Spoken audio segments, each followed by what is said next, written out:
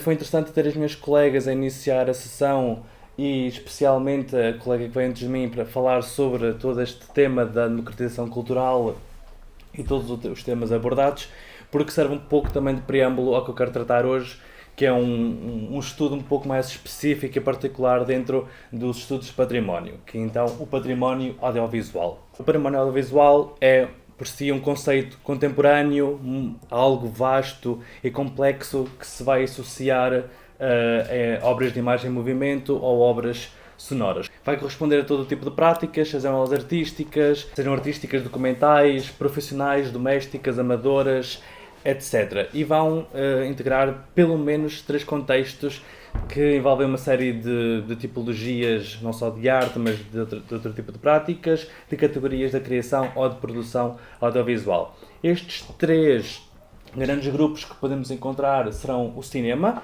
que vai envolver por si só também o património cinematográfico, que podemos distinguir, mas que também podemos abordar como um conjunto não só de técnicas, mas também material e também de títulos, por exemplo.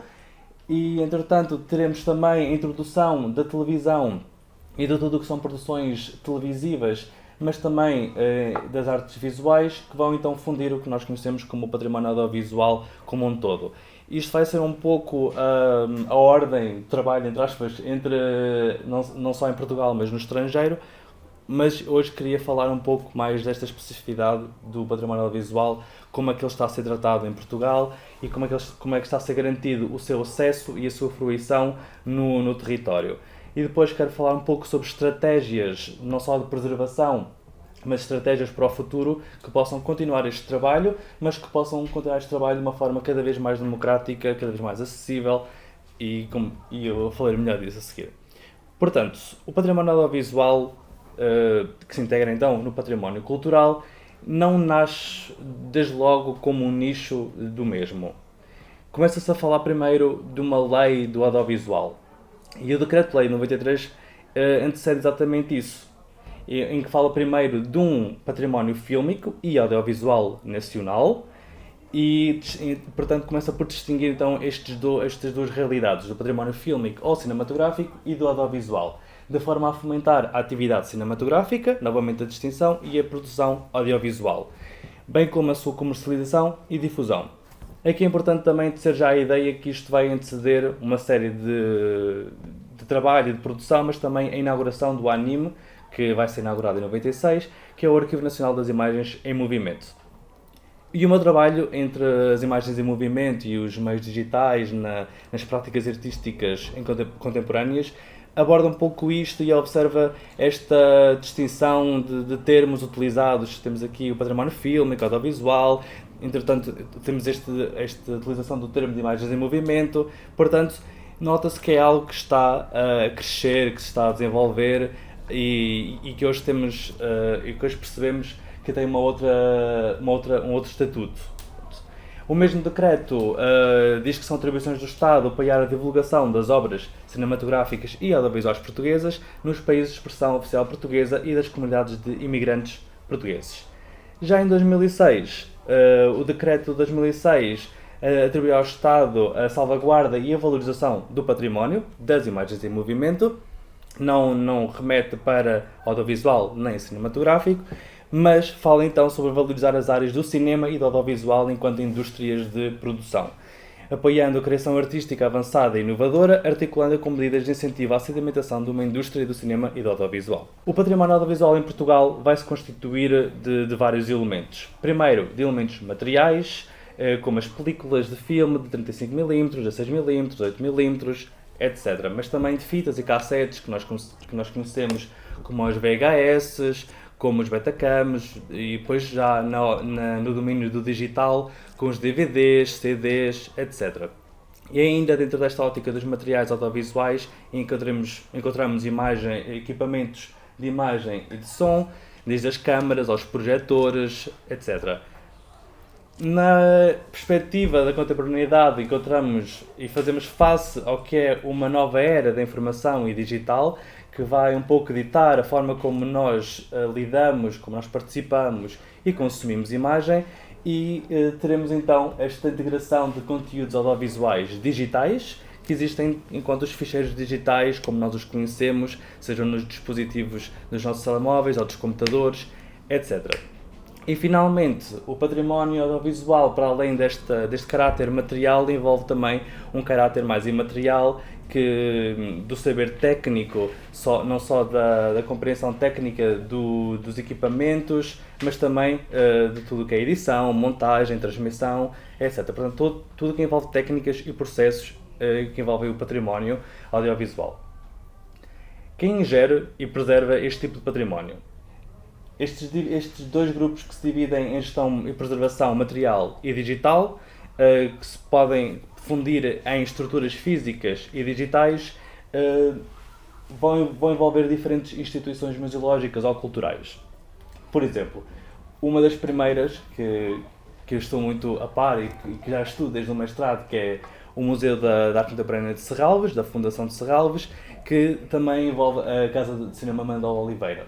Também teremos o Museu Nacional de Arte Contemporânea do Chiado, a Cinemateca Portuguesa, Museu do Cinema, o RTP, Museu RTP, o Museu de Arte Contemporânea de Elvas.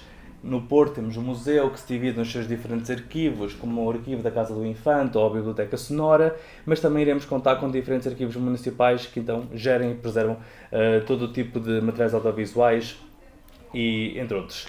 Para além disso, estas diferentes instituições museológicas, sejam ou projetos independentes que se irão formar em Portugal ao longo do tempo, contarão com diferentes plataformas digitais onde é disponibilizado o património audiovisual na sua forma digital.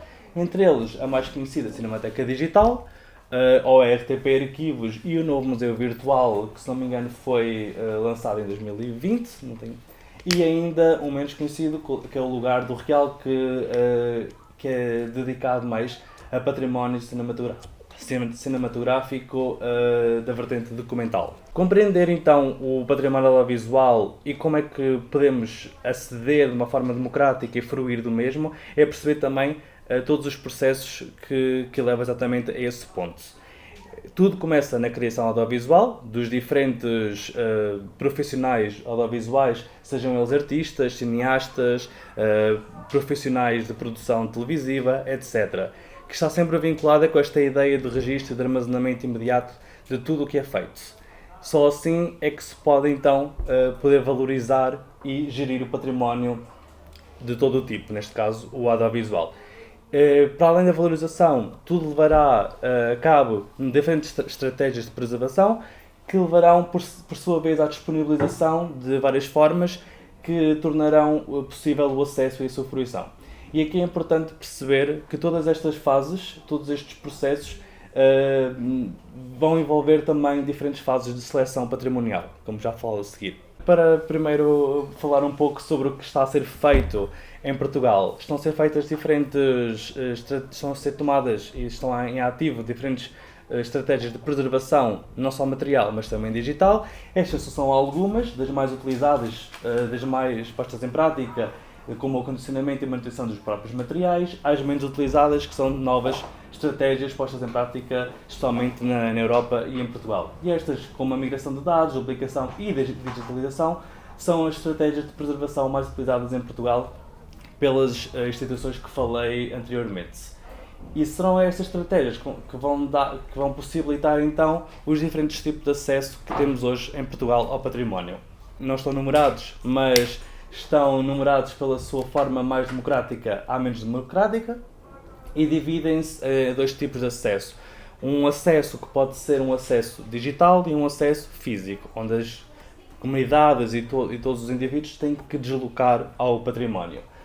Portanto, começamos por ter aquela que eu considero a mais democrática neste momento, que é a disponibilização digital através de plataformas digitais. Isto vai envolver a criação de arquivos, como a Cinemateca Digital, mas também de exposições virtuais, como aquelas que estão patentes, por exemplo, no Museu Virtual da RTP e outros projetos independentes.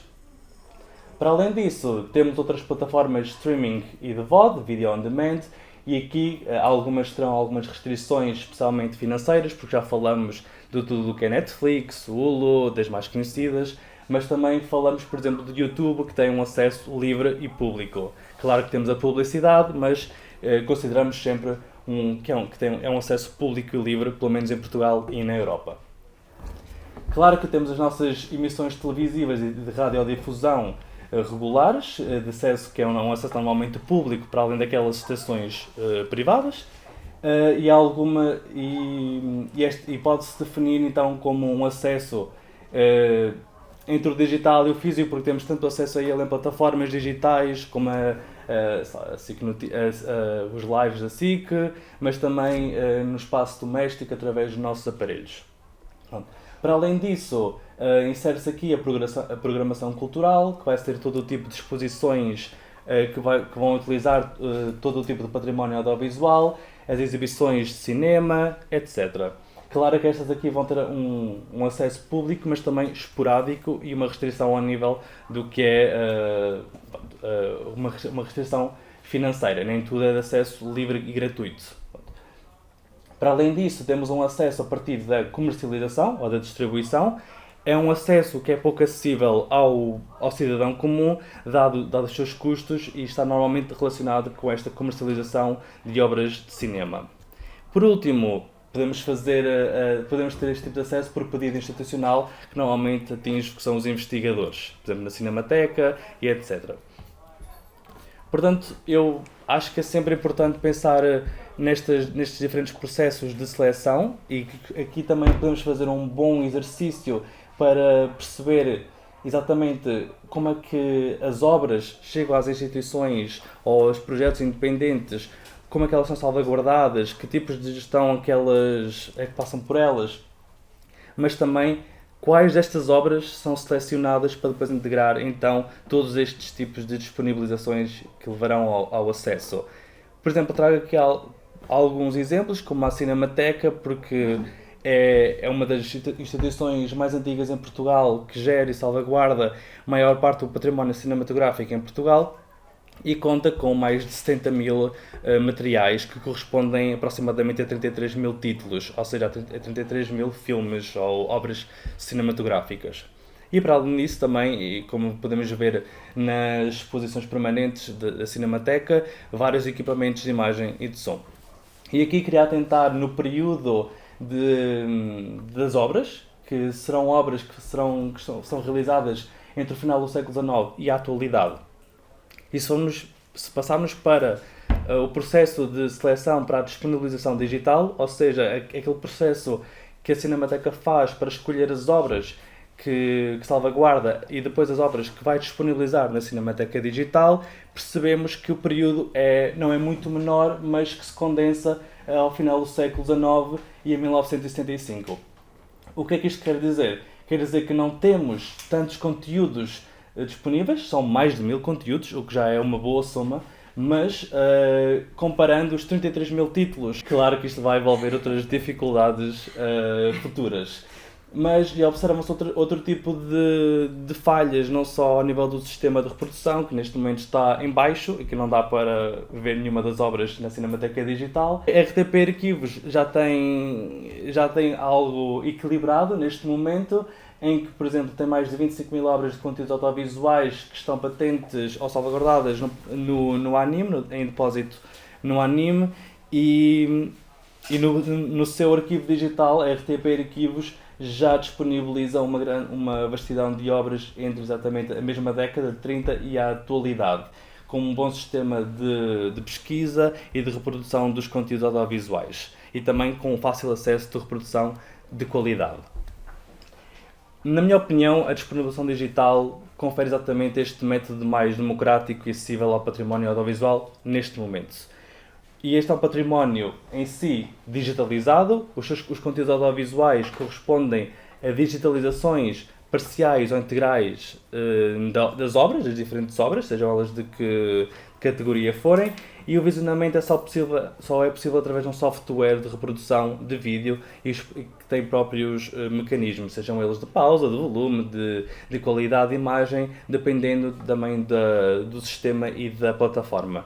Aqui, como podemos ver, temos um print da RTP Arquivos, não é permitido tirar prints, fica um quadrado negro, Mas isto é importante porquê? Porque para além de termos esta demonstração e podemos ter o acesso e o visionamento disponível numa forma tão familiar, doméstica, seja no nosso telemóvel, no nosso computador, etc., temos também uma outra vertente, que é a vertente da disponibilização da meta-informação. Isto é importante porquê?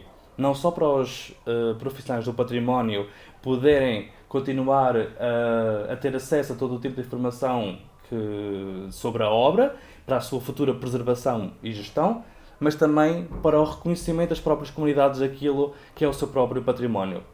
Portanto, seja a nível de meta-informação descritiva sobre o que a obra trata, quando é que foi feita, em que ano, quem são os atores ou os participantes, etc.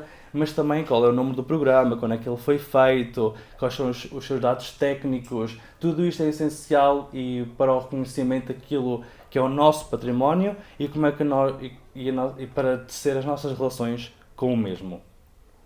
E depois trago aqui, por exemplo, um print do Museu Virtual da RTP, que tem uma exposição virtual, tem várias, na verdade, sobre a Amália, sobre a história da televisão, sobre a história da rádio, que evoca novamente isto que eu estou a dizer, de reconhecimento que é não só a nossa história, mas também tudo aquilo que são o nosso património audiovisual, ou de todo tipo, seja ele material ou imaterial. Continuando um pouco nesta ótica da seleção do património, há 2 projetos atuais em curso para a disponibilização e digitalização do património audiovisual. O primeiro é o Filmar, que é um projeto para a digitalização do património cinematográfico, como consta em decreto-lei, para a promoção e divulgação do património. Envolve também a disponibilização na Cinemateca Digital. Até à data já foram disponibilizados, ou seja, desde 2020, pelo menos 7 novos filmes foram digitalizados e disponibilizados graças a este projeto, que consta com quase 1 milhão de financiamento, e levará também à futura programação cultural e à comercialização de DVDs. Para além disso, temos um outro projeto em curso para a digitalização das artes e do património no âmbito do PRR, que quer digitalizar mais de 1000 obras que foram originalmente feitas em película. E depois também teremos estas nuances e temos que perceber que porque é que a película é tão importante de ser preservada e não as fitas magnéticas, mas isto terá tudo problemas e desafios a nível técnico, que é todo um outro assunto. Para além disso, será feita a seleção para a programação cultural, que vai envolver tudo o que são exibições públicas, seja de cinema, de artes visuais, etc., que podem envolver também a preservação e criação de novas cópias para a exibição. Ou seja, estamos a falar de uma seleção que seja para exposições de Serralves, seja para exposições na Casa de Cinema Armando Oliveira. Porque é que estas seleções são feitas? Porque é que estas obras são selecionadas e não outras? Porque estes autores e não outros? Acho que é sempre importante ter isto em mente quando falamos sobre a democratização da cultura, mas também da descentralização. Pronto. E lá está, como a minha colega disse há bocado, é um processo longo, demorado, complexo. E, finalmente, o último tipo de seleção é para a comercialização, que é aquele tipo de acesso ao qual muito poucos têm, perdão a redundância, acesso.